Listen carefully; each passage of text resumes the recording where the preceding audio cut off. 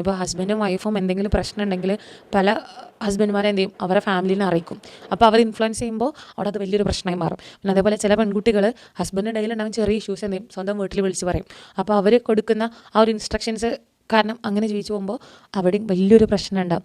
അപ്പോൾ നമ്മൾ മനസ്സിലാക്കേണ്ട ഒരു കാര്യമുണ്ട്, ഒരു ഭാര്യ ഭർത്ത ജീവിതത്തിനിടയ്ക്ക് അവിടെ രണ്ടാളുകളുണ്ട്.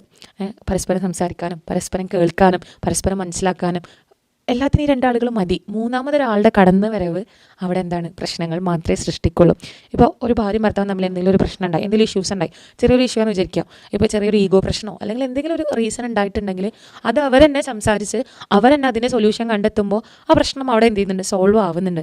നേരെ തിരിച്ച് ഇവർ രണ്ടുപേരും പരസ്പരം സംസാരിക്കാതിരിക്കുകയും അതിൽ മൂന്നാമതൊരാളെ ഇൻഫ്ലുവൻസ് വരുന്ന സമയത്ത് ഈ ഇൻഫ്ലുവൻസ് ചെയ്യുന്ന ഒരാൾക്ക് ഇവരുടെ കറക്റ്റ് മെൻ്റൽ സ്റ്റേറ്റോ അല്ലെങ്കിൽ ഇവരെന്താണോ ഉദ്ദേശിക്കുന്നതെന്നോ അല്ലെങ്കിൽ ഇതുവരുണ്ടായിരുന്ന അവരുടെ ലൈഫോ ഇതിനെക്കുറിച്ചിട്ടൊന്നും അറിയില്ല. ആൾ പ്രസൻറ്റുള്ള കാര്യങ്ങളാണ് കേൾക്കുന്നത്. അപ്പോൾ ആൾക്ക് തോന്നുന്ന ഒരു ഉത്തരമായിരിക്കും അല്ലെങ്കിൽ ഒരു ഡിസിഷൻ ആയിരിക്കും അവിടെ എന്ത് ചെയ്യുന്നത്, വെക്കുന്നത്. അപ്പോൾ ഇത് സ്വാഭാവികമായിട്ടും ഇവരുടെ പാസ്റ്റ് ലൈഫായിട്ടോ അല്ലെങ്കിൽ ഇനി വരുന്ന ഫ്യൂച്ചർ ലൈഫായിട്ടോ ഒരു കണക്ഷൻ ഉണ്ടാവില്ല. അപ്പോൾ ആ ഒരു ഡിസിഷനെ നമ്മൾ നമ്മുടെ ലൈഫിൽ ഫോളോ ചെയ്യുമ്പോൾ നമ്മൾ ആഗ്രഹിക്കുന്ന രീതിയിലായിരിക്കില്ല ആ ഒരു ഡിസിഷൻ ചെന്ന് എത്തുക എന്ന് പറയുന്നത്. അതുകൊണ്ട്